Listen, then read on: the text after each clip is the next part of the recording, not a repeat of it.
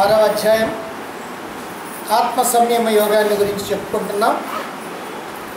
ఆత్మ సంయమ యోగము అని అంటే మనస్సుని మన యొక్క అధీనంలో ఉంచుకోవటానికి మనం చేయవలసినటువంటి ప్రయత్నం ఏమిటో ఆ ప్రయత్నాన్ని తెలియజేసేటువంటి సాధన. ముందుగా నిష్కామ కర్మయోగం ద్వారా మన యొక్క మనస్సుని ప్రాపంచికమైనటువంటి విషయాల్లో నుంచి వెనక్కి తీసుకొచ్చి ఆ శుద్ధమైనటువంటి మనస్సుని పరమాత్మ మీద ఉంచటం ఎట్లాగో అలా ఉంచడానికి మనం చేయవలసినటువంటి ఆ సాధన నిధిధ్యాసన ఏమిటో దాన్ని గురించి తెలియజెప్పేటువంటి అధ్యాయమే ఈ ఆత్మ సంయమ యోగం. ఇప్పుడు అధ్యాయంలోకి ప్రవేశిస్తూ ఉన్నాం. మరి మొట్టమొదటిసారిగా భగవానుడు తనంతటి తానుగానే ఇక్కడ ఒక విషయంతో ప్రారంభిస్తున్నాడు ఈ అధ్యాయాన్ని. ఏమిటది అంటే మన యొక్క మనస్సుని భగవంతుని మీద కనుక నిలపాలి అని అంటే ఏకాగ్రం చేయాలంటే మనస్సు నిర్మలం కావాలి. మనస్సు కనుక నిర్మలం కావాలి అని అంటే నిష్కామ కర్మయోగాన్ని మనం ఆచరించాలి. అలా ఆచరించినప్పుడే ప్రాపంచిక విషయాల మీద నుంచి మన మనస్సు వెనక్కి వస్తుంది. ఇలా ఎప్పుడైతే నిష్కామ కర్మయోగం చేశామో చివరికి అది కర్తృత్వం లేకుండా కర్మలు చేసేటువంటి స్థితికి వచ్చి కర్మ సన్యాసం అవుతుంది. అయితే ఇంతకీ సన్యాసం అంటే ఏమిటి, సన్యాసి అంటే ఎవరు అనే విషయాన్ని భగవానుడు తెలియజేయటం ప్రారంభం చేస్తూ ఉన్నాడు. ఎందుకనంటే అర్జునుడికి ఇక్కడ సందేహం ఉంది. కర్మ సన్యాసం అంటే కర్మల్ని విడిచిపెట్టడమా, అసలు సన్యాసి అని అంటే వేషం వేసుకున్నటువంటి వాడా, లేకపోతే సర్వసంగ పరిత్యాగం చేసినటువంటి వాడా, ఇల్లు వాకిలి వదిలిపెట్టి భార్యాబిడ్డలు వదిలిపెట్టి ఎక్కడికో వెళ్ళిపోయినటువంటి వాడా, ఎవరిని సన్యాసి అనాలి అనేటువంటి సందేహం వచ్చింది.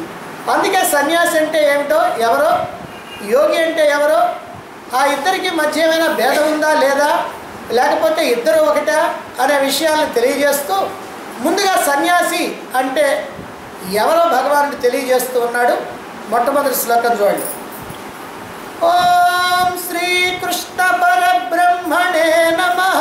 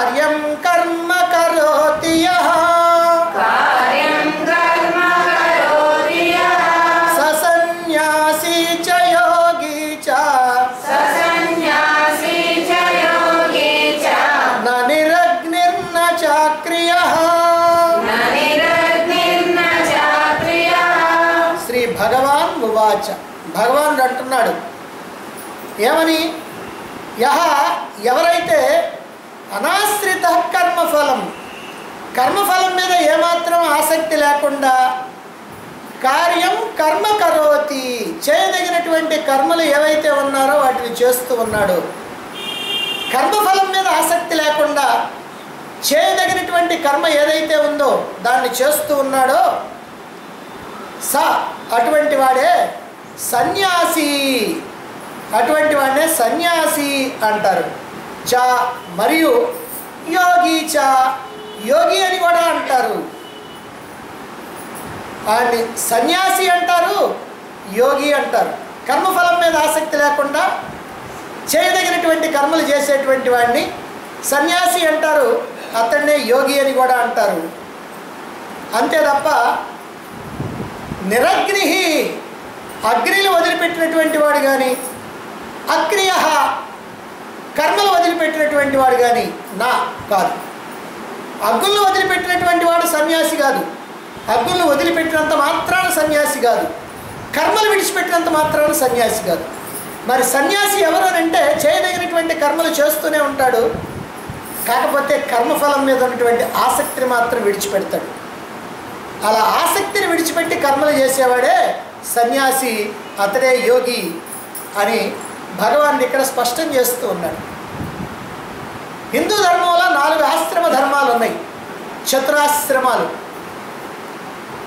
అవి ఏమిటి ఆ 4 అని అంటే 1 బ్రహ్మచర్యం, 2 గృహస్థం, 3 వానప్రస్థం, 4 సన్యాసం.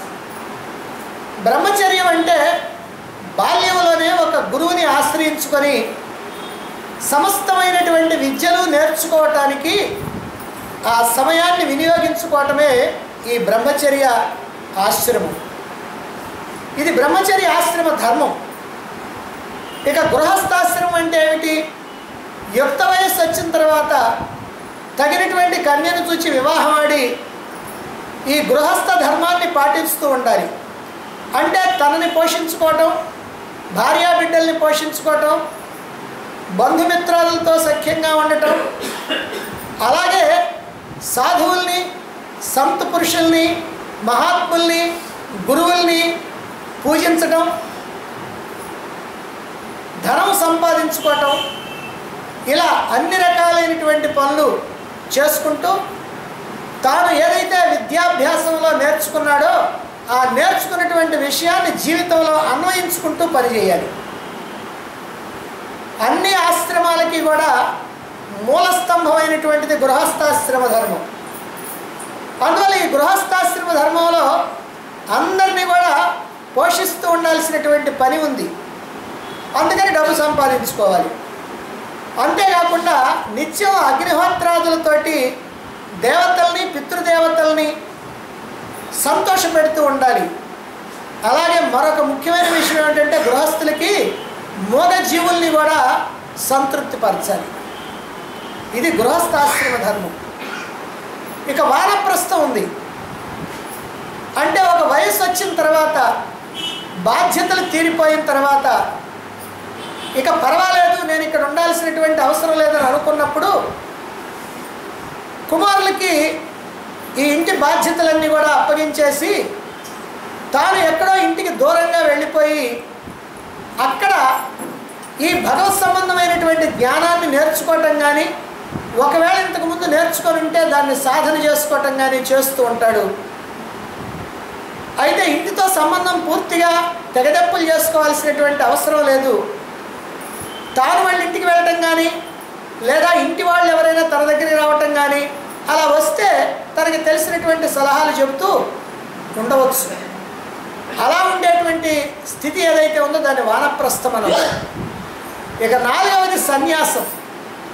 సన్యాసం అంటే ఏమిటంటే తన ఇంటికి, తన ఇంటి వాళ్ళకి, అంటే భార్యాబిడ్డల, బంధుమిత్రాలందరికీ కూడా దూరంగా ఉంటూ సాధనలు చేసుకుంటూ ఏకాంత ప్రదేశంలో భగవత్ సంబంధమైనటువంటి విషయాల్లోనే తన యొక్క మనస్సుని పూర్తిగా ఉంచి ఇక తన వారితో ఏ రకమైనటువంటి సంబంధం లేకుండా, తనవారు పరవారు అనేటువంటి భేదమే లేకుండా అన్నింటినీ విడిచిపెట్టి, సమస్తమైనటువంటి కర్మల్ని విడిచిపెట్టి, అగ్నిహోత్రాన్ని కూడా విడిచిపెట్టేసి భిక్షాన్నంతో జీవించాలి. అగ్నిహోత్రాన్ని విడిచిపెడతామంటే ప్రతిరోజు కూడా అగ్ని రాజేయటాన్ని విడిచిపెట్టడం అని కాదు. అగ్నిహోత్రాన్ని విడిచిపెడతామంటే ఏమిటంటే గృహాన్ని, భార్యాబిడ్డల్ని, సంపదల్ని, సమస్తాన్ని కూడా విడిచిపెడతామే అగ్నుల్ని విడిచిపెడతాం. ఇది సన్యాసాశ్రమ ధర్మం. ఈ 4 ఆశ్రమ ధర్మాలని గురించి ద్వాపర యుగంలో ఉన్నటువంటి అర్జునుడికి చక్కగా తెలుసు. అందువల్ల మరి ఈ 4 ధర్మాలు బాగా తెలిసినటువంటి వాడు కనుక అర్జునుడు సన్యాసి అంటే అగ్నులు వదిలినటువంటి అంటే ఇల్లు వాకిలి భార్యా బిడ్డల్ని అన్నింటినీ సంపదల్ని అన్నీ కూడా వదిలిపెట్టి వెళ్ళినటువంటి వాడు అని అర్జునుడు అనుకుంటాడేమో అని శ్రీకృష్ణుడు ఇదిగో ఇక్కడ ఈ శ్లోకంలో ఉన్నటువంటి భావాన్ని అందించడం జరిగింది. అయ్యా అర్జున, సన్యాసి అంటే నువ్వు చెప్పుకునేటువంటి నీకు తెలిసినటువంటి సన్యాసి కాదు. అగ్నులు వదిలినటువంటి వాడు సన్యాసి అని నీకు తెలుసు. అందువల్ల అగ్నులు వదిలినటువంటి వాడు మాత్రమే సన్యాసి కాదు. ఇక్కడ సన్యాసి అని అంటే తాను కర్మలు చేస్తూనే కర్మఫలం మీద ఏమాత్రం ఆసక్తి లేకుండా ఎవరైతే ఉంటారో అటువంటి వాడే సన్యాసి అని ఇక్కడ భగవానుడు స్పష్టం చేస్తూ ఉన్నాడు. ఎందుకనంటే భగవద్గీత సామాన్యమైనటువంటి ధర్మశాస్త్రం కాదు, లౌకిక విషయాలతో సంబంధం ఉన్నటువంటి ధర్మశాస్త్రం కాదు ఇది. భగవద్గీతలో ఎన్నో పాత పదాలకి కొత్త అర్థాలు చెప్పడం జరిగింది భగవానుడు. పదాలన్నీ పాతయ్యే కానీ అర్థాలు మాత్రం కొత్తవి.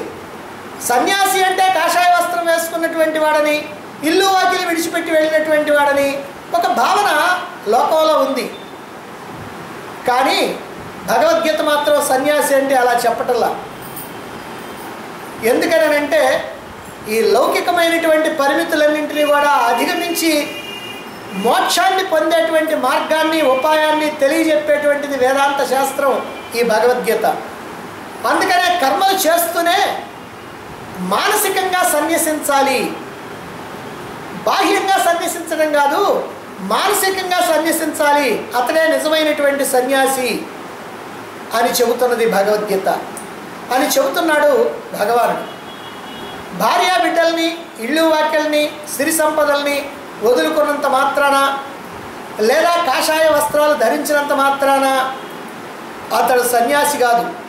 ఇవన్నీ కూడా బాహ్యమైనటువంటి వేషాలు మాత్రమే. లోపల ఉన్నటువంటి వాసనలు పూర్తిగా ఎవరికైతే క్షయమైపోతాయో అతడు సన్యాసి. సమస్తమైనటువంటి సంకల్పాలు విడిచిపెట్టినటువంటి వాడు సన్యాసి. కానీ లోపల అన్ని రకాలైనటువంటి కోరికలు సంకల్పాలు పెట్టుకొని బాహ్యంగా వేషం మాత్రం కాషాయ వస్త్రం కనుక వేసుకుంటే అతడు సన్యాసి అని మనం అంగీకరించాల్సినటువంటి పని లేదు అని భగవానుడు ఇక్కడ స్పష్టం చేస్తూ ఉన్నాడు.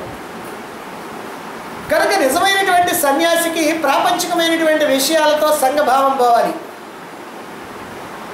ఏదో నాకు కావాలి అనేటువంటి ఫలితం మీద ఆసక్తి తొలగిపోవాలి. మనస్సులో ఏ రకమైనటువంటి కోరికలు ఉండకూడదు. అంతరంగంలో పెద్ద మార్పు రావాలి. అప్పుడే అతడు గృహస్థుడిగా ఉన్నా, బ్రహ్మచారిగా ఉన్నా, వానప్రస్థుడిగా ఉన్నా, సన్యాసిగా ఉన్నా, ఎలా ఉన్నా సరే, ఊళ్ళో ఉన్నా లేకపోతే ఊరి వెలుపలున్నా లేకపోతే ఎక్కడో అరణ్యాల్లో ఉన్నా, ఎక్కడ ఉన్నా పర్వాలా అతడు సన్యాసి. అతడు ఏ వస్త్రాలు వేసుకున్నాడు అనేటువంటి దాంతో సంబంధమే లేదు అని భగవానుడు ఇక్కడ తెలియజేస్తూ ఉన్నాడు. అంటే కర్మలు చేస్తూనే చెయ్యనటువంటి వాడు కావాలి. చేస్తూనే చెయ్యని వాడు ఎట్టవుతాడండి అని అంటే అతడి యొక్క దేహం కర్మలు చేస్తుంటుంది, కానీ అతడు మాత్రం నేను కర్మలు చేస్తున్నాను అనేటువంటి భావనలో ఉండకూడదు. అంటే కర్తృత్వం ఉండకూడదు. అంటే ఈ చేస్తున్నటువంటి కర్మ నేను చేస్తున్నాను అనేటువంటి ఆ భావన, అంటే దేహమైనటువంటి నేను చేస్తున్నాను, అహంకారమైనటువంటి నేను చేస్తున్నాను అనేటువంటి భావన లేకుండా ఈ కర్మలన్నీ కూడా ఈ దేహేంద్రియాల ద్వారా జరిగిపోతున్నాయి అనేటువంటి భావన ఎవరికైతే ఉంటుందో అదిగో అటువంటి వాడే నిజమైనటువంటి సన్యాసి. అతడు కర్మ చేసినప్పటికీ కూడా సన్యాసి. మరైతే కర్మఫలాన్ని వదలాలన్నారు కదండి, ఎందుకు కర్మఫలాన్ని వదలటం? కర్మఫలం మీద కనుక ఆసక్తి ఉన్నట్లయితే ఆ కర్మఫలం నీకు వస్తుంది. ఆ కర్మఫలం నీకు వస్తే ఈ లోకంలో కానీ పైలోకంలో కానీ మరుజన్మలో కానీ వాటిని నువ్వు అనుభవించాలి. అలా అనుభవించాలి అని అంటే మళ్ళీ మళ్ళీ జన్మలెత్తాల్సినటువంటి అవసరం ఉంటుంది. మళ్ళీ మళ్ళీ జన్మలెత్తితే మళ్ళీ మళ్ళీ సుఖాలు దుఃఖాలు అనుభవించాలి. కాబట్టి ఇలా సుఖ దుఃఖాలు అనుభవిస్తూ మళ్ళీ మళ్ళీ జన్మలెత్తుతూ ఇలా కనుక బంధంలో కనుక పడిపోతే అతను ఎట్లా సన్యాసి అవుతాడు? కనుక సన్యాసి అని అంటే సర్వాన్ని విడిచిపెట్టినటువంటి వాడే సన్యాసి. కనుక చేయదగినటువంటి కర్మలు చేస్తూ కర్మ ఫలాన్ని మాత్రం విడిచిపెట్టాలి. కర్మఫలాన్ని తగిలించుకుంటే మాత్రం అతడు సన్యాసిగాడు. అయితే చేయదగినటువంటి కర్మలు ఏమిటండి? ఇక్కడ కార్యం కర్మ కరోతి అని అన్నారు. చేయదగినటువంటి కర్మలు చేస్తుండేటువంటి వాడు. మనం విధిగా చేయాల్సినటువంటి కొన్ని కర్మలు ఉన్నాయి. నిత్య కర్మలు, నైమిత్తిక కర్మలు అని. నిత్య కర్మలు అంటే ప్రతిరోజు చేసేటువంటివి. మనం నిద్ర లేవటంతో మరి కాలకృత్యాలు తీర్చుకోవాలి, ముఖం కడుక్కోవాలి, స్నానం చేయాలి, టిఫిన్ చేయాలి, మరి బజారుకి వెళ్ళాలి, ఎవరి పనులు ఏవైతే ఉంటాయో ఆ పనులన్నీ చేసుకుంటూ ఉండాలి. వృత్తియో, వ్యాపారమో, ఉద్యోగమో, వ్యవసాయమో, ఏదో వాళ్ళ యొక్క పనులు ఏవైతే ఉన్నాయో అవి చేసుకుంటూ ఉండాలి. ఇవన్నీ కూడా నిత్య కర్మలు. ఇక అప్పుడప్పుడు చేసేటువంటివి, పండగలు, పబ్బాలు, ప్రత్యేకమైనటువంటి సందర్భాల్లో చేసేటువంటివి నైమిత్తిక కర్మలు, ఆయా నిమిత్తంగా చేసేటువంటి కర్మలు. ఈ నిత్య నైమిత్తిక కర్మలన్నీ చేస్తుండాలి. ఇవి కాక లోక సంగ్రహార్థమైనటువంటి కర్మలు ఉంటాయి గృహస్థులైనటువంటి వాళ్ళకి. అంటే 10 మందికి ప్రయోజనం కలిగించడానికి ఏదో ఒకటి తనకి చేతనైనటువంటిది చేయాలి. పరోపకారం కోసం అది ఏదో ఒక రకంగా పాటుపడాలి. ఇక శాస్త్ర విహిత కర్మలు, శాస్త్ర విరుద్ధ కర్మలు అని ఉన్నాయి. శాస్త్ర విహిత కర్మలు మనం చేయాలి, శాస్త్ర విరుద్ధ కర్మల్ని చేయకూడదు. కాబట్టి చేయవలసినటువంటివి ఇవి. చేయకూడనటువంటివి శాస్త్ర విరుద్ధమైనటువంటి కర్మలు, ఇతరులకి హాని కలిగించేటువంటి కర్మలు, ఇలాంటివి ఏవి కూడా చేయకూడదు. అయితే మంచి కర్మలు చేస్తున్నాం కదండి, మరి మంచి కర్మలు కనుక చేస్తూ ఉన్నట్లయితే అప్పుడు కూడా ఫలాసక్తిని వదలాలా అని అంటే మంచి కర్మలైనా సరే ఫలాసక్తిని వదలాల్సిందే. ఎందుకనంటే ఫలాసక్తిని వదిలి చేస్తూ ఉంటేనే క్రమంగా నేను చేస్తున్నాను అనేటువంటి కర్తృత్వం తొలగిపోద్ది మనలో నుంచి.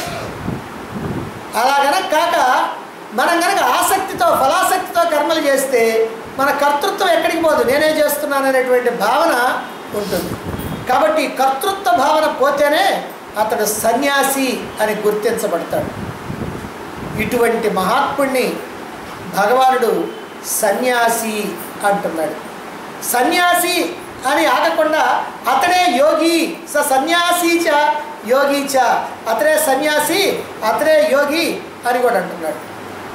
నిజంగా సన్యాసి, యోగి అని అంటే రెండు పరస్పర విరుద్ధం. సన్యాసి అంటే వదిలిపెట్టినవాడని, యోగి అంటే చేసేవాడని.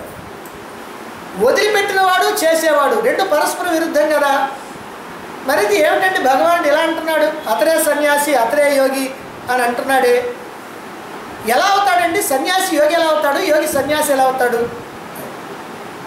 కర్మఫలాన్ని విడిచిపెట్టాడు కనుక సన్యాసి, కర్మలు చేస్తున్నాడు కనుక యోగి. ఇప్పుడు వీడెవరు? కర్మఫలాలు వదిలిపెట్టి చేయదగిన కర్మ చేసేవాడు. కర్మ చేస్తున్నాడు కాబట్టి యోగి. కర్మఫలాన్ని విడిచిపెడుతున్నాడు కనుక సన్యాసి. కాబట్టి విడిచిపెడుతున్నాడు ఒకటి, చేస్తున్నాడు ఒకటి. విడిచిపెడుతున్నాడు కాబట్టి సన్యాసి, చేస్తున్నాడు కాబట్టి యోగి. కనుక ఈ విధంగా కర్మఫలాన్ని వదిలి కర్మలు కనుక చేస్తున్నట్లయితే అతడు సన్యాసి, అతడు యోగియే. కనుక ఇలా కర్మఫలాల్ని వదిలి కర్మఫలాల మీద ఆసక్తిని విడిచిపెట్టి ఇలా కర్మలు చేస్తూ ఉండాలా, అలా చెయ్యాలి అనేటువంటి ప్రేరణ అలా లోపల నుంచి రావాలి. గుమ్మడి, సొర, దొండ మొదలైనటువంటి చెట్లన్నీ కూడా ముందు పువ్వు వస్తుంది, ఆ తర్వాత కాయ వస్తుంది. కాయ వచ్చిన తర్వాత పువ్వు రాలిపోద్ది. సరే పువ్వు ఎలాగా రాలిపోయేదే కదండి, దాన్ని ముందుగానే మనం తుంచేద్దామని ఆ పువ్వుని కనుక తుంచేసారనుకోండి ఇంకా కాయ వస్తా రాదు. ఎందుకనంటే ఆ పువ్వే పిందెతో సహా వస్తుంది. ఆ పిందె కాస్త పెద్దదై ఆ పువ్వు కాస్త రాలిపోయి, మనం పువ్వుని కనుక రాలగొట్టేస్తే పిందె కూడా పోద్ది, ఇక కాయ వచ్చేటువంటి అవకాశం లేదు. అలాగే ఎలాగో మనం వదలాల్సినవే కదండి ఈ కర్మలు. కాబట్టి ముందుగానే ఈ కర్మలను వదిలేద్దాం. ఎందుకంటే సన్యాసి కావాలి కదా, ఈ కర్మలు వదలాలి కదా, అందుకని ముందుగానే వదిలేద్దాం అని అంటే అతను ఎప్పటికీ కూడా సన్యాసి కాలేడు. మరి ఏమవుతాడంటే సోమరిపోతూ అవుతాడు. కర్మలు చేయాల్సినటువంటి కర్మలు చేయకుండా నేను సన్యాసిని అవుతానని అలా అనుకునేటువంటి వాడు సోమరిపోతూ అవుతాడు, కానీ అతడు సన్యాసి కానే కాడు. కనుక కర్మలు చేస్తూనే మానసికంగా సన్నిసించేటువంటి స్థితి రావాలి. మానసికంగా ఈ కర్మఫలాలని వదిలిపెట్టి ఈ కర్మల మీద ఏ రకమైనటువంటి ఆసక్తి లేకుండా ఉండేటువంటి స్థితి వస్తే వాటంతటవే ఈ కర్మలు కాస్త రాలిపోతాయి. కనుక కర్మలు చేయాల్సిందే, ఫలాసక్తిని వదలాల్సిందే. అటువంటి వాడే సన్యాసి, అటువంటి వాడే యోగి. ఇప్పుడు సన్యాసి అంటే ఎవరో చెబుతూ భగవానుడు ఆ సన్యాసినే యోగి అని కూడా అన్నాడు. అయితే మరి అర్జునుడికి ఇంకో సందేహం ఉండనే ఉంది. ఎందుకంటే యోగి అని అంటే చేసేవాడు కదా, వదిలేవాడు ఎట్లా యోగి అవుతాడు అని. అందుకని ఆ విషయాన్ని స్పష్టం చేయాలి. ఇంతవరకు కొంతవరకు తెలిసింది ఏమిటనంటే కర్మఫలాన్ని వదిలిపెట్టి చేస్తున్నాడు కనుక, వదిలిపెడుతున్నాడు కాబట్టి సన్యాసి, చేస్తున్నాడు కాబట్టి యోగి అని. కానీ వదిలేవాడు అసలు యోగి ఎట్ట అవుతాడండి? యోగి అనేవాడు వదలడు, ఆయన పట్టుకుంటాడు. పరమాత్మను పట్టుకోవాలనుకున్నాడు యోగి. కాబట్టి పట్టుకునేవాడే కానీ విడిచిపెట్టేవాడు కాదు కదా అనేటువంటి సందేహం ఉంటుందేమోనని ఆ యోగి అంటే ఎవరో అది స్పష్టం చేస్తున్నాడు తర్వాత శ్లోకంలో. తర్వాత శ్లోకం, రెండో శ్లోకం చూడండి. యం సన్యాసమితి ప్రాహుః యోగం తం విద్ధి పాండవ నహ్య సన్యస్త సంకల్పః యోగి భవతి కశ్చన. యం సన్యాసమితి ప్రాహుః యోగం తం విద్ధి పాండవ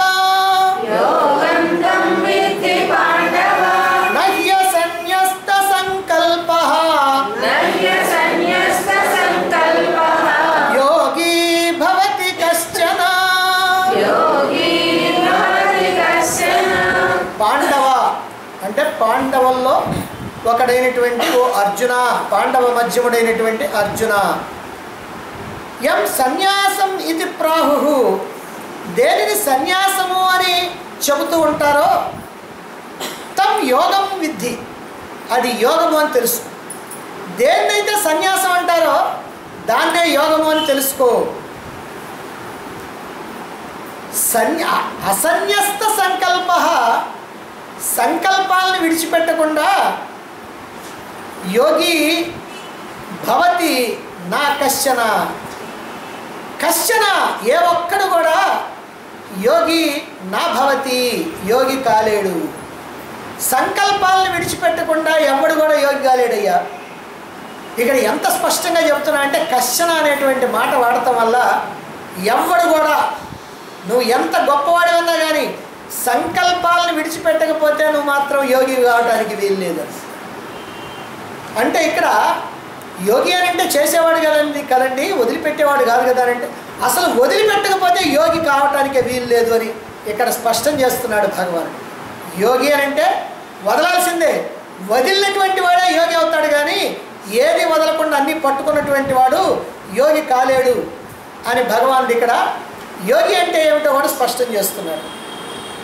మరి సన్యాసం అంటే వదలటం, యోగం అంటే చేయటం, రెండు పరస్పర విరుద్ధమైనప్పుడు రెండు ఒక్కటి ఎలా అవుతాయి అనేటువంటి అర్జునుడి యొక్క సందేహాన్ని తీర్చడం కోసమని భగవానుడు ఇంతకు ముందే చెప్పాడు.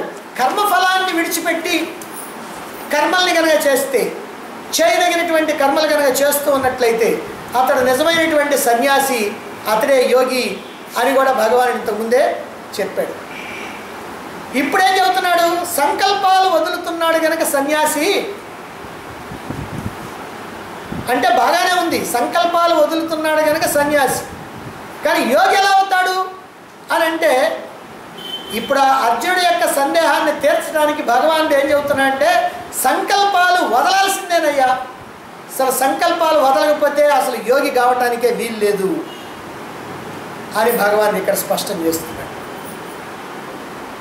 యోగి యొక్క ముఖ్య లక్షణం ఏమిటనంటే సంకల్పాలు విడిచిపెట్టడం. ఏ రకమైనటువంటి యోగి అయినా సరే ఏదో ఒకటి వదలాల్సిందే. ఎవరయ్యా యోగులంటే జ్ఞానయోగి ఉన్నాడు, ధ్యానయోగి ఉన్నాడు, భక్తి యోగి ఉన్నాడు, కర్మయోగి ఉన్నాడు. మరి ఏ యోగి అయినా సరే వదలాల్సిందే. వదలనటువంటి వాడు సన్యాసి కావటానికి వీల్లేదు, యోగి కావటానికి వీల్లేదు. కాబట్టి యోగి కావాలి అని అంటే ఇలా వదలాల్సిందే అన్నారు. మరి జ్ఞానయోగి ఏం వదులుతాడు? జ్ఞానయోగి అహంకారాన్ని వదులుతాడు. దేహమే నేను అనేటువంటి అహంకారాన్ని వదిలిపెడితే అటువంటి వాడు జ్ఞానయోగి అవుతాడు. కాబట్టి మరి ఆయన ఏం చేస్తున్నాడంటే దేహమే నేను అనేటువంటి భావాన్ని వదిలేస్తున్నాడు. కాబట్టి ఆ సంకల్పాన్ని వదిలేస్తున్నాడు ఆయన. మరి ధ్యానయోగి ఏం చేస్తున్నాడు? బహిర్ముఖ వృత్తులు వదిలేస్తున్నాడు. ఏమిటి బహిర్ముఖ వృత్తులు అంటే బాహ్య ప్రపంచానికి సంబంధించినటువంటి ఆలోచనలు అవి మనస్సులో కనుక వస్తే ఆ మనస్సు అంతా గజిబిజి అయిపోయి పరమాత్మ మీద నిలవదు. కనుక ఏం చేయాలనంటే ఈ ప్రాపంచిక విషయ వ్యామోహాలకు సంబంధించినటువంటి సంకల్పాలన్నీ కూడా వదిలిపెడితేనే అతడు ధ్యానయోగి అవుతాడు. కాబట్టి ధ్యానయోగి కూడా వదలాల్సిందే. మరి భక్తి యోగి ఉన్నాడు. మరి ఆయనే వదలాలండి. ఆయనే వదలాలంటే బాహ్య వస్తువుల మీద, దృశ్య పదార్థాల మీద ఉన్నటువంటి ఆసక్తిని వదలాలి. ఎందుకంటే ఆయనకు కావాల్సింది పరమాత్మ కదా. అందుకని ఎప్పుడు పరమాత్మనే ఆశ్రయించి ఉంటాడు, ఆ పరమాత్మనే నమ్ముకొని ఉంటాడు, ఆ పరమాత్మే తన సర్వస్వం అనుకుంటాడు, తనకి ఇంకేం అక్కర్లేదు అనుకుంటాడు. అలా వదిలేస్తే అతడు భక్తి యోగి అవుతాడు. మరి కర్మయోగం ఆయనే వదలాలి. కర్మల యందు ఫలాసక్తిని వదిలిపెట్టాలి. కర్మలు చేస్తూనే ఉంటాడు, ఫలితం మీద ఉన్నటువంటి ఆసక్తిని వదిలిపెట్టాలి, కోరికల్ని వదిలిపెట్టాలి. అలాంటి వాడే కర్మయోగి అవుతాడు. మరి ఇప్పుడు 4 రకాలైనటువంటి యోగులు కూడా ఏదో ఒకటి వదలాల్సినటువంటి వాళ్ళే కదా. అలా వదిలితేనే యోగి అవుతాడు. కాబట్టి ఏ యోగి అయినా ఈ లౌకికమైనటువంటి వస్తువులను, దృశ్య పదార్థాలను, మనసులో వచ్చేటువంటి సంకల్పాలను లేదా అహంకార భావనను దేన్నో దాన్ని ఈ వదలాల్సిందే. లేదా సుఖాలు భోగాలు అనుభవించాలనేటువంటి ఆసక్తి ఏదైతే ఉందో దాన్నైనా వదలాలి. అంతే తప్ప నాకు వస్తువుల మీద, ధన సంపదల మీద ప్రేమ ఉందండి, భగవంతుడి మీద కూడా ప్రేమ ఉందండి, కాబట్టి నేను భక్తుడిని, నేను జ్ఞాన్ని అని అంటే కుదరదు. ఇప్పుడు జ్ఞానయోగి ఉన్నాడు అనుకోండి, దేహమే నేననేటువంటి భావన ఉందండి, నేను దీన్ని వదలను, కానీ పరమాత్మే నేననేటువంటి భావన కూడా పట్టుకుంటా. 2 పట్టుకుంటానండి అని అంటే కుదురుద్దా? నేను దేహాన్ని నేను ఒక పక్క చెబుతా, నేను పరమాత్మని ఒక పక్క చెబితే ఎట్టు కుదురుద్ది? నువ్వు అయితే దేహం అన్నా కావాలి, లేకపోతే ఆత్మ అన్నా కావాలి. అందువల్ల 2 పట్టుకుంటానంటే కుదరదు. అందుకనే నువ్వు వదలాల్సిందేదో వదలాలి, పట్టుకోవాల్సిందేదో పట్టుకోవాలి. మన త్రాసు ఉందనుకోండి, ఒక సిప్పి కనుక కిందకు వస్తే ఒక సిప్పి పైకి పోద్ది, ఇది కనుక పైకి పోతే అది కిందకు వస్తుంది. అంతే తప్ప నాకు 2 పైకి పోవాలంటే లేదా 2 కిందకి రావాలంటే వస్తాయా? అలా రావడానికి వీలు. ఒక ఫకీర్ ఉన్నాడు. ఫకీర్ అని అంటే ఫికర్లు లేనివాడని అర్థం. ఫికర్లు అంటే చింతలని అర్థం. కాబట్టి ఫకీర్ అని అంటే మనం మామూలుగా వాడతాం పదం. వాడు ఎందుకు పనికిరాని అంటే ఫకీర్రా అని అంటే ఫకీర్ అంటే ఎందుకు పనికిరాని వాడని కాదు. ఫకీర్ అంటే ఫికర్లు లేనటువంటి వాడు. ఫికర్లు అంటే చింతలు లేనటువంటి వాడు. ఆయనకు ఒక్క చింత మాత్రం ఉంటుంది. ఏమిటంటే భగవంతుడిని నేను ఎప్పుడు అందుకుంటానా, ఎలా అందుకుంటానా, ఎప్పుడు నాకు భగవద్ దర్శనం అవుతుందా అనేటువంటి చింత ఒక్కటి ఉంటుంది. కానీ మిగిలినటువంటి ప్రాపంచికమైనటువంటి చింతలు మాత్రం ఏవి కూడా ఉండవన్నమాట. ఆయనకంట ఒక మనవడు ఉన్నాడంట. ఆ మనవడు ఒకనాడు దగ్గరికి వచ్చి కూర్చున్నాడు. తాత నీకు నా మీద బాగా ప్రేమ ఉందా అన్నాడంట. అంటే అదేమిట్రా, నీ మీద ఎంత ప్రేమ ఉందో నేను మాటలతో చెప్పలేను, నా మనసంతా కూడా నువ్వే, నాకు ఇంకెవరున్నారయ్యా, నువ్వు అక్కడే కదా, కాబట్టి నీ మీద నాకు సంపూర్ణమైనటువంటి ప్రేమ ఉంది అని అన్నాడంట. సరే, మరి భగవంతుడి మీద నీకు భక్తి ఉందా అన్నాడంట. నేను పూర్ణ హృదయంతో భగవంతుడిని ఎప్పుడు కూడా ఆశ్రయించి ఉంటాను, ఎల్లప్పుడూ కూడా నా మనస్సులో భగవంతుడే ఉంటాడు, ఇందులో నీకేం సందేహం అక్కర్లేదు అని అన్నాడు. అప్పుడు ఆ మనవడు అన్నాడంట, తాత ఎందుకు ఈ అబద్ధాలు మాట్లాడతావు? భగవంతుడి మీద కనుక నీకంత పూర్ణ హృదయం ఉంటే, నీ హృదయం అంతా భగవంతుడిలో కనుకుంటే నాకేం మిగులుద్ది? ఒకవేళ నా మీద కనుక నీ ప్రేమ అంతా కనుకుంటే భగవంతుడికి ఏం మిగులుద్ది? ఎందుకయ్యా ఇలా మాట్లాడతావు ఇది నిజమైనటువంటి ప్రేమ కాదు. ఉంటే నా మీద ఉండాలి పూర్తిగా, లేదంటే పూర్తిగా భగవంతుని మీద ఉండాలి. ఏదో ఒకటే కానీ నాకు నీ మీద ఉంది, భగవంతుని మీద ఉంది, పూర్తిగా ఉంది అని అంటే అది పూర్తిగా ఉన్నట్ట. కనుక ఇలాంటి మాటలు నాకు ఎందుకు చెప్తావు? నిజమైనటువంటి భక్తి ఏమిటంటే ఏదో ఒక్కదాని మీదనే ఉండాలి, అదే అప్పుడు నిజమైనటువంటి భక్తి అవుతుంది అని పాపం ఆ బుడతడు ఈయనకి జ్ఞానబోధ చేశాడు. అంటే ఇలా వ్యభిచరించేటువంటి ప్రేమ కాదు. అంటే కాసేపు దాని మీద కాసేపు దీని మీద ఉండేటువంటి ప్రేమని వ్యభిచరించే ప్రేమ అంటారు. అది నిజమైనటువంటి ప్రేమ కాదు. పూర్తి ప్రేమ కావాలి. మనసంతా కూడా ఒక్కదాని మీదనే నిలవాలి. ఇప్పుడు మనకి ఎట్లయితే ప్రాపంచిక విషయాల మీద మనస్సు బాగా నిలిచిపోయిందో అలాగా మనసు పరమాత్మ మీద కూడా అట్లాగే నిలవాలి. ఇప్పుడు మనకంటే కాసేపు ప్రపంచం, కాసేపు పరమాత్మ. కానీ చాలామందికి లోకంలో ఏమిటంటే ప్రపంచమే సర్వస్వం, పరమాత్మకి ఏం స్థానమే లేదు. అలా ఉండేవాళ్ళు కొంతమంది.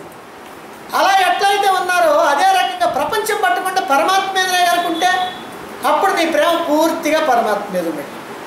ఇలా ఏదో ఒకదాని మీద ఉంటేనే నిజమైనటువంటి ప్రేమ, పరిపూర్ణమైనటువంటి ప్రేమ. అందువల్ల ఏ యోగి అయినా తాను ఒకదాని మీద పరిపూర్ణమైనటువంటి ప్రేమను పెట్టుకోవాలంటే కొన్నిటిని వదలాల్సింది. వదలకుండా ఎవడు కూడా యోగి కాలేడు. అందుకే సంకల్పాలు వదలనటువంటి వాడు ఎవరు కూడా యోగి కాలేడు అని భగవానుడు చెప్పటం. అయితే ఇంతకీ సంకల్పాలంటే ఏమిటి అది మనకు తెలియాలి. మానవుడి యొక్క మనస్సులో కదిలేటువంటి ఆలోచనలు ఏవైతే ఉన్నాయో అలలుగా ఒకదాని తర్వాత ఒకటిగా నిరంతరాయంగా సముద్రంలో ఎలా అయితే అలలు వస్తూ ఉంటాయో ఆ ప్రకారంగా ఒకదాని తర్వాత ఒకటి ఆలోచనలు వస్తూ ఉంటాయే, ఈ ఆలోచనలే సంకల్పాలు. ఇలా నిరంతరం సంకల్పాలు వస్తూ ఉంటే మనస్సు ప్రశాంతంగా ఉండదు. ఏ ఆలోచన వస్తే దానికి సంబంధించినటువంటి వ్యవహారంలో నిమగ్నమైపోద్ది మనస్సు.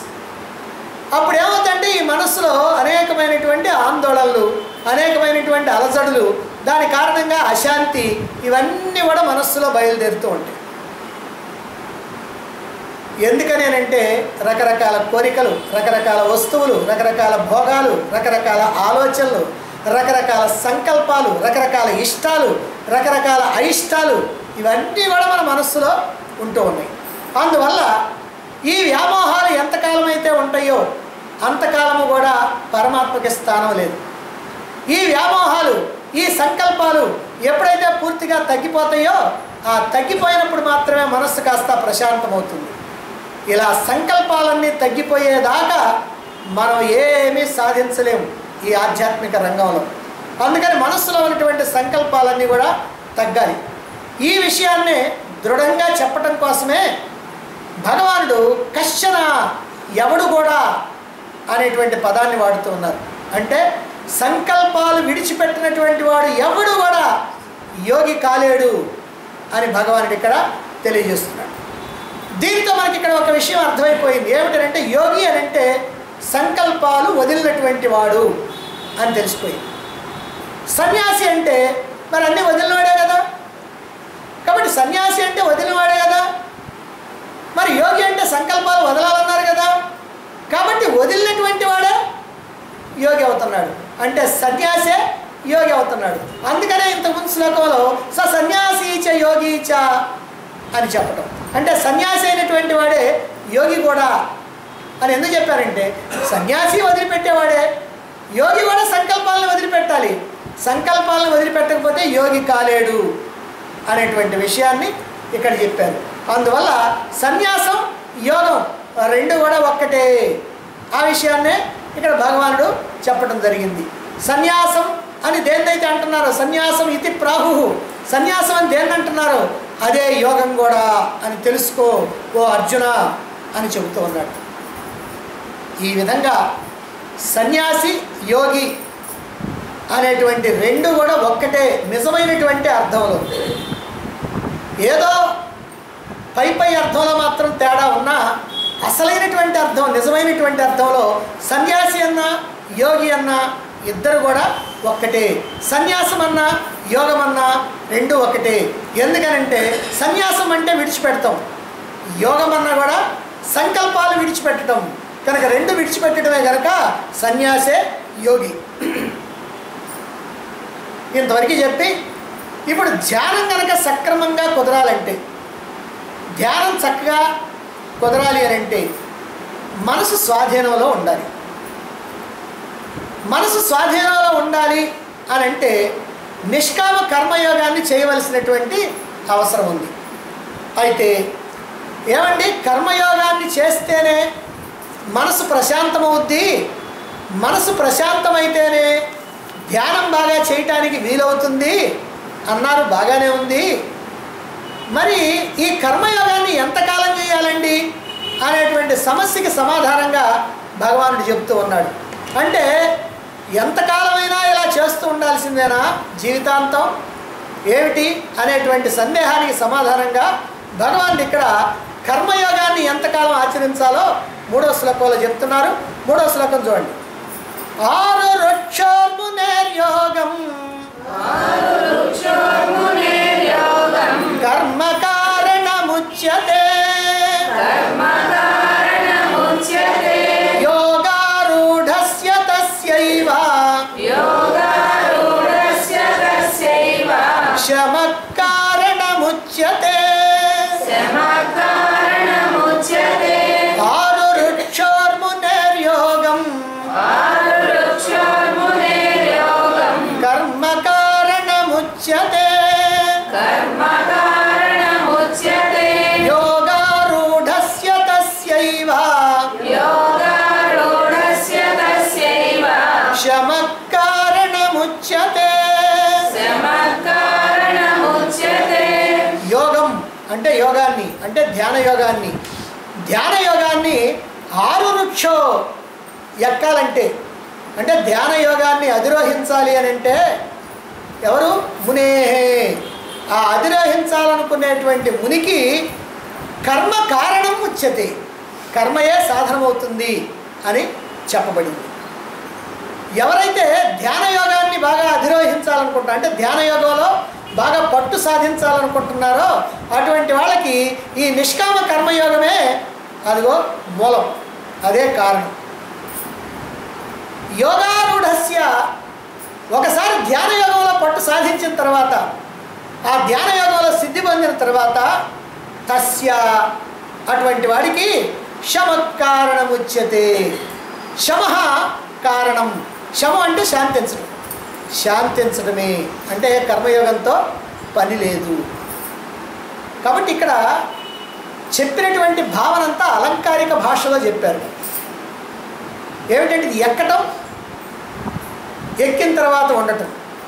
ఏమిటి ఎక్కటం అంటే ఇక్కడ ధ్యాన యోగం చక్కగా కుదిరేదాకా నిష్కామ కర్మయోగం చేయాలి. ధ్యాన యోగంలో సిద్ధి పొందిన తర్వాత ఏ కర్మలతో నీకు పని లేదు అని చెప్పేటువంటి మాటని ఇక్కడ ఆరురుక్షోహో ఎక్కటం, ధ్యాన యోగాన్ని ఎక్కటం అనేటువంటి మాటగా అలంకారిక భాషలో ఇక్కడ చెప్తూ ఉన్నారు. ధ్యాన యోగాన్ని సాధించాలనుకునేటువంటి వాడికి నిష్కామ కర్మయోగం సాధన. ఎందుకని? ధ్యాన యోగం అంటే ఏమిటి? మన యొక్క మనస్సు ఎల్లప్పుడూ కూడా పరమాత్మలోనే ఉండాలి, ఆ పరమాత్మ సంబంధమైనటువంటి ఆలోచనల్లోనే ఉండాలి. పరమాత్మ సంబంధమైనటువంటి ఆలోచనల్లోనే మనస్సు ఉండాలంటే ఆ మనస్సు ఎలా ఉండాలి? ఎంతో శుద్ధంగా ఉండాలి, ఎంతో నిర్మలంగా ఉండాలి, ఏ రకమైనటువంటి ఆందోళనలు అలజడులు ఉండకుండా ఉండాలి. శుద్ధమైనటువంటి మనస్సే పరమాత్మని తలుచుకోగలుగుతుంది, పరమాత్మలో నిలబడగలుగుతుంది. ఇప్పుడు ఎవరన్నా మంత్రి గారు వస్తున్నారనుకోండి మన ఊరికి, ఏం చేస్తారు? మున్సిపాలిటీ వాళ్ళంతా అన్ని బజార్లు శుభ్రంగా ఊడ్చి, ఎప్పుడూ పోనటువంటి బజార్లకు కూడా పోయి ఆయన ఏ మార్గంలో పోతాడో ఆ మార్గంలో గట్టిగా బాగా ఊడ్చి శుభ్రం చేసి నీళ్లు చల్లి ముగ్గులు వేసి లేకపోతే చుట్టూ సున్నాలు పోసి అన్నీ జాగ్రత్తగా చేసి నీట్గా చేస్తాం. మంత్రి గారు వస్తుంటే ఇంత నీట్గా చేస్తే ఊరిని పరమాత్మ వచ్చి కూర్చుంటానయ్యా నీ హృదయంలోనంటే మరి హృదయాన్ని ఎంత శుద్ధం చేయాలి? నీ మనస్సులో నేను వచ్చి కూర్చుంటానయ్యా అని పరమాత్మ చెబుతూ ఉంటే మరి ఈ మనస్సులో చెత్త చెదారం అంతా పెట్టుకొని కూర్చుంటే ఆయన ఎట్లా వస్తాడు? కాబట్టి పరమాత్మను గురించినటువంటి ఆలోచన చెయ్యాలి అని అంటే మనస్సు అంతా శుద్ధం కావాలి. మరి ఈ మనస్సు అంతా కూడా పూర్వపు వాసనలు ఉన్నాయి, దీంట్లో అనేకమైనటువంటి వాసనలు ఉన్నాయి. ఈ వాసనలు ఏం చేస్తుంటాయంటే మనలో కోరికలు రగిలిస్తూ ఉంటాయి. ఈ కోరికల వల్ల ఏమవుతుందంటే అది తెచ్చుకుందాం, ఇది తెచ్చుకుందాం, అది అనుభవిద్దాం, ఇది అనుభవిద్దాం అని ఆలోచన వస్తుంది. అలా ఆలోచన వచ్చినప్పుడు వాటి కోసం మనం ప్రయత్నం చేస్తాం, తెచ్చుకుంటాం, కష్టపడుతుంటాం. వస్తేనేమో ఆనందిస్తాం, రాకపోతేనేమో దుఃఖపడతాం. ఈ ప్రకారంగా మన మనస్సు అంతా కూడా అల్లకల్లోలం చేస్తూ ఉంటాయి మన వెనక ఉన్నటువంటి ఈ వాసనలు. ఈ వాసనలు కోరికలుగా మారి మనస్సుని అల్లకల్లోలం చేస్తూ ఉంటాయి. అందువల్ల ఈ మనస్సు ఈ రకమైనటువంటి ఆలోచనలు లేకుండా, అలజడులు లేకుండా, ఆందోళన లేకుండా ఇది ప్రశాంతం కావాలంటే ఈ కోరికలే లేకుండా పోవాలి. కోరికలు లేకుండా పోవాలంటే వాసనలన్నీ క్షయం కావాలి. మరి వాసనలన్నీ క్షయం కావాలంటే కర్మలు చేయాలి. మరి కర్మలు చేస్తే మళ్ళీ కొత్త వాసనలు వస్తాయి కదా అంటే అందుకని నిష్కామ కర్మయోగం చేయాలి. కాబట్టి నిష్కామ కర్మయోగం చేస్తే పాత వాసనలేమో ఖర్చు అవుతాయి, చేస్తున్నావు కాబట్టి. కొత్త వాసనలు రావు, ఎందుకంటే కోరిక లేదు కాబట్టి, ఫలాసక్తి లేదు కాబట్టి. ఈ విధంగా ఈ నిష్కామ కర్మయోగం చేస్తూ చేస్తూ చేస్తూ చేస్తూ ఉన్న కొద్దీ నీ మనస్సులో ఉన్నటువంటి వాసనలు క్షయమవుతూ క్షయమవుతూ క్షయమవుతూ ఒకనాటికి నీ మనస్సు ప్రశాంతమవుతుంది. ఆలోచనలన్నీ కూడా అంతమైపోతాయి, సంకల్పాలన్నీ కూడా అంతమైపోతాయి. మనస్సు కాస్త నిర్మలమైపోద్ది, శుద్ధమైపోద్ది. ఈ నిర్మలమైనటువంటి శుద్ధమైనటువంటి మనస్సుని ఇప్పుడు పరమాత్మలో మనం తిప్పాలి, ఆ పరమాత్మ యొక్క ఆలోచనల్లో ఉంచాలి. ఇలా గనక ఉంచితే అప్పుడు ఈ ధ్యానం అనేటువంటిది చక్కగా ఏకాగ్రంగా సాగుద్ది. కనుక ధ్యానయోగం చక్కగా సాగాలంటే నిష్కామ కర్మయోగమే మనకున్నటువంటి ఏకైక మార్గం, ఏకైక ఉపాయం. ఒక్కసారి ధ్యానయోగం కుదిరిందనుకోండి అంటే మన మనస్సు ఇక పక్కలకి పోకుండా ఎప్పుడు కూడా పరమాత్మ మీదనే చక్కగా నిలిచిపోయిందనుకోండి. మరి ఇప్పుడు కూడా నేను కర్మలు చేయాలంటే ఇప్పుడు కర్మలు చేయటం కన్నా ప్రారంభమైతే మళ్ళీ కొత్తగా లేనిపోయి తెచ్చుకోవాలి. అందుకని శమకారణముచ్యతే అన్నారు. హాయిగా ప్రశాంతంగా ఉండి ఏ కర్మలు నువ్వు చేయాల్సినటువంటి అవసరం లేదు. నిజంగా ధ్యానయోగంలో గనక మనస్సు గనక ఆ పరమాత్మలో గనక నిలిస్తే ఇంకా కర్మలు చెయ్యాలి అనేటువంటి ఆలోచనే నీ మనస్సులో రాదు. దీన్నే నైష్కర్మ్య సిద్ధి అన్నారు భగవద్గీతలోనే. నైష్కర్మ్య సిద్ధి అని అంటే ఏమిటంటే కర్మలు చేయాలనేటువంటి ప్రేరణ నీ మనస్సులో నుంచి రాకుండా ఉండటం. అదిగో అలాంటి పరిస్థితిలో మరి ఏమిటైనా నువ్వు చేయటువంటి ఏమీ చేయకుండా ఉండటమే నువ్వు చేయాల్సింది. శమకారణముచ్యతే, హాయిగా ప్రశాంతంగా ఉండటమే. దీన్ని అలంకారిక భాషలో యోగాన్ని ఎక్కేదాకా కర్మయోగం, ఎక్కి కూర్చున్న తర్వాత ప్రశాంతత అంటే ఏమి చేయాల్సినటువంటి పని లేదు. శమం సాధనం. ఇక్కడ కర్మయోగం సాధనం, అక్కడ శమం సాధనం అవుతుంది అన్నారు. నిజంగా మన మనస్సు కొత్త గుర్రం లాంటిది. గుర్రాలంటే ఇప్పుడు కాస్త కొత్తగానే, పూర్వకాలంలో గుర్రాలు బాగా అలవాటు. ఎందుకనంటే పెళ్ళిళ్ళు కనుక చేసుకోవాలంటే గుర్రం మీద ఊరేగిస్తారనమాట పెళ్లి కొడుకుని. సామాన్యంగా చాలా పెళ్ళిళ్ళు గుర్రం కనుక లేకపోతే నాకు ఈ పిల్ల వద్దంటాడు. ఎందుకంటే గుర్రాన్ని ఎక్కడానికి వీలైతే ఎవరైతే గుర్రాన్ని ఎక్కిస్తారో నాకు ఆ పిల్లనే చేసుకుంటారంటాడు. అంటే గుర్రం ఎక్కాలని అంత కోరిక మోజు ఉండేదన్నమాట. పూర్వకాలంలో అలా ఉండేవాడు. ఎందుకంటే కట్టాలేం పెద్దగా ఉండవు కాబట్టి ఏదో ఉన్న దాంట్లోనే నన్ను గుర్రం ఎక్కించాలంటాడు. కాబట్టి గుర్రాలు అనేటువంటి పూర్వకాలంలో బాగా అలవాటే అన్నమాట. ఈ కొత్త గుర్రాలు ఏమిటంటే సామాన్యంగా అంత తేలిగ్గా ఒకటి ఎక్కనియవు. మరి ఆ గుర్రాన్ని కనుక మచ్చిక చేసుకొని ఎక్కాలి. అలా ఎక్కాలంటే ఏం చేయాలి? ఆ గుర్రంతో పాటుగా గుర్రాన్ని పట్టుకొని ఆ గుర్రంతో పాటుగా నువ్వు కూడా పరిగెత్తాలి. ఆ గుర్రం ఎటు పరిగెత్తుంటే నువ్వు కూడా అటే పరిగెత్తాలి. ఎలా పరిగెత్తాలంటే ఒక కాలేమో నేల మీద, ఒక కాలేమో రికాబులో పెట్టాలి. అంటే ఇక్కడ జీను ఉంటుంది, ఆ జీను పట్టుకొని రెండో కాల్ని ఒక కాల్ని రికాబులో పెట్టి ఒక కాలేమో నేల మీద పెట్టి అలా పరిగెత్తాలి. అలా పరిగెడుతూ పరిగెడుతూ పరిగెడుతూ ఎప్పుడో చిన్న సమయం చిక్కుద్ది. కాస్తది ఒకరు పరిగెత్తి ఎక్కడో ఒకరు టైం ఇస్తుంది.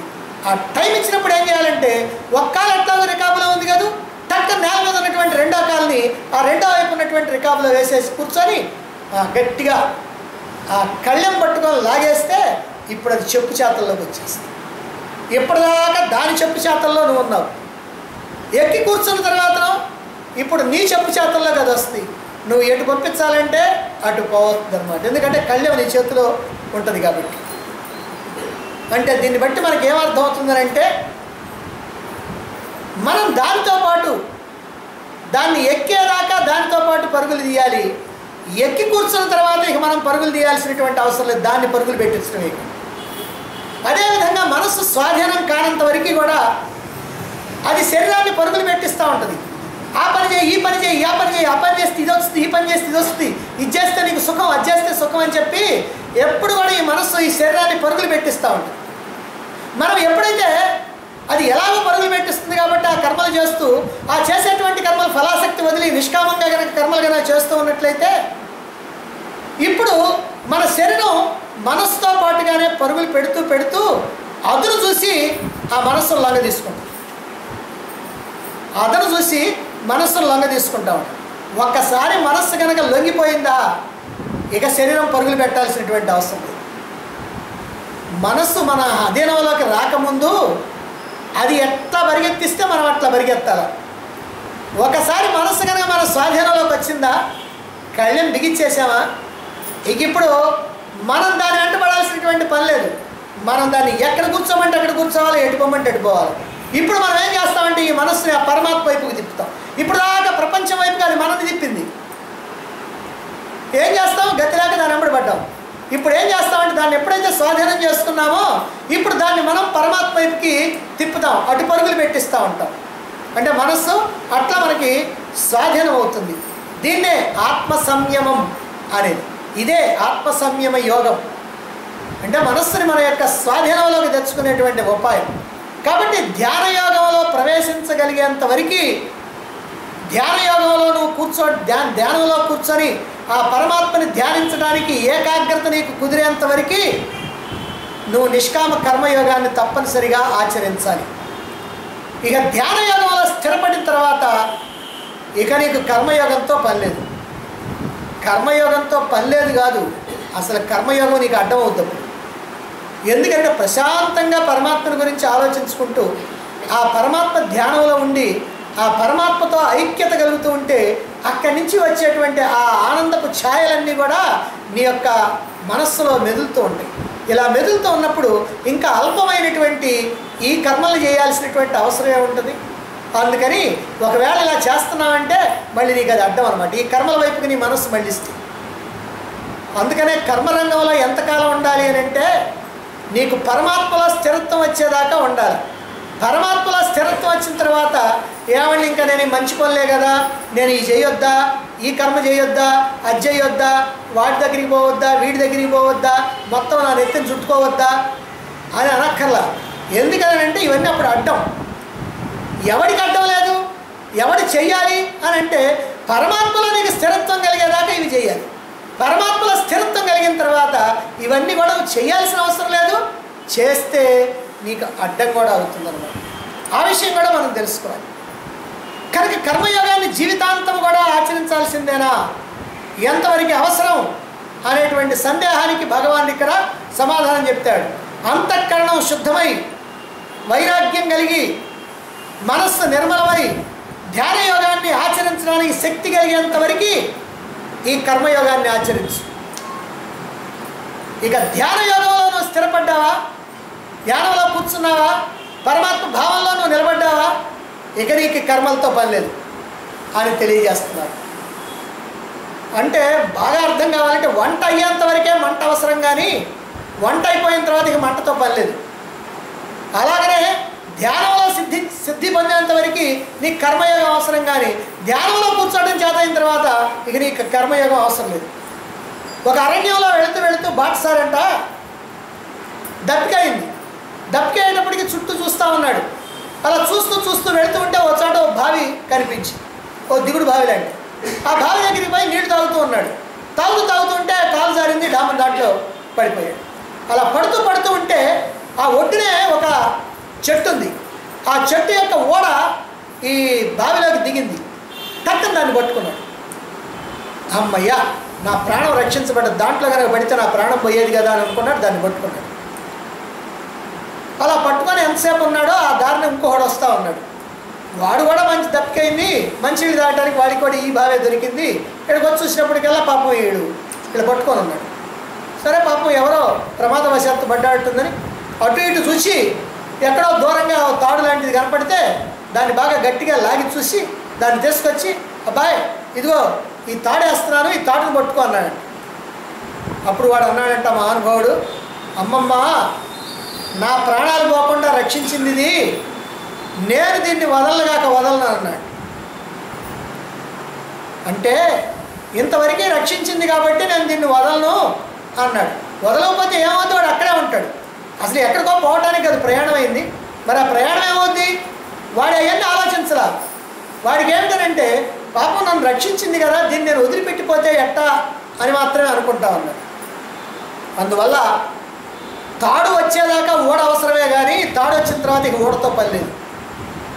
ఆ సంగతి తెలియకపోతే వాడు పిచ్చోడు అవుతాడు. కనుక ధ్యానంలో ప్రవేశించేంత వరకు ఈ కర్మయోగం అనేటువంటిది అవసరమే కానీ ధ్యానంలో ప్రవేశించడం చేతనై, ధ్యానంలో కూర్చోవడం చేతై ఆ భగవంతుని మీద మనస్సుని ఏకాగ్రం చేసి నిలపగలిగినట్లయితే ఇక ఈ కర్మయోగంతో నీకు అవసరమే లేదు అనేటువంటి విషయాన్నే ఇక్కడ మనకి ఈ శ్లోకంలో స్పష్టం చేయడం జరిగింది. మరి కర్మయోగం యొక్క అవసరం ఎంతో ఇంతవరకు మనకి చెప్పారు. ఎప్పటిదాకా కర్మయోగం ఆచరించాలా, ఏమంటే జీవితాంతం కూడా నేను కర్మయోగాన్ని ఆచరిస్తూ ఉండాల్సిందేనా అని అంటే నీ సందేహానికి సమాధానంగా కర్మయోగం ఎంతవరకు ఆచరించాలో చెప్పారు. మరి ఇప్పుడు